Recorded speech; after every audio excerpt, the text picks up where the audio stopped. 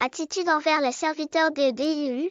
Une veuve pauvre a fourni une aide sociale au prophète Élie, et elle est devenue riche par la suite.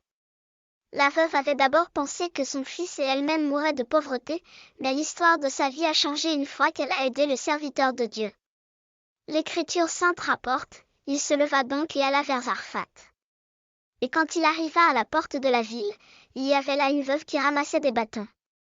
Il l'appela et lui dit, apporte-moi un peu d'eau dans une coupe, afin que je puisse boire.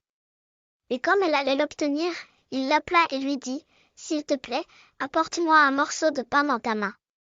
Alors elle dit, l'Éternel, ton Dieu, est vivant, je n'ai pas de pain, mais seulement une poignée de farine dans un bac et un peu d'huile dans une jarre, et voici que je ramasse quelques bâtons pour aller les préparer pour moi et mon fils, afin que nous les mangions et que nous mourions. Et il lui dit, ne crains pas, va et fais ce que tu as dit.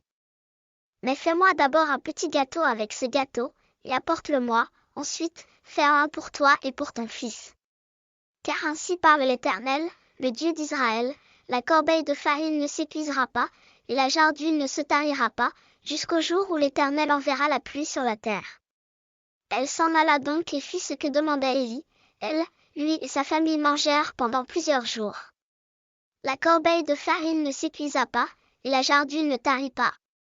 Selon la parole de l'Éternel qu'il avait prononcée par Élie, à Roi 17, 10-16, le sang, c'est une bonne chose de bénir les serviteurs de Dieu, ceux qui sans souci recevront des bénédictions dynamiques de Dieu.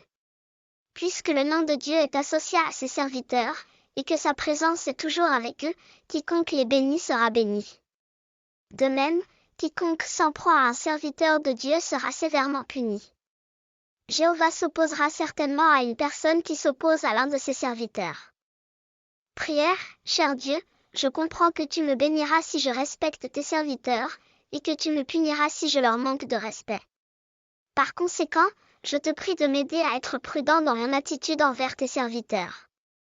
Laisse-moi les respecter et m'occuper d'eux, aide plutôt les hommes à s'occuper de leurs besoins. Aussi, donnez-moi la grâce de me souvenir de vos serviteurs dans mes prières. Je vous prie de me bénir alors que je traite positivement vos serviteurs sur terre.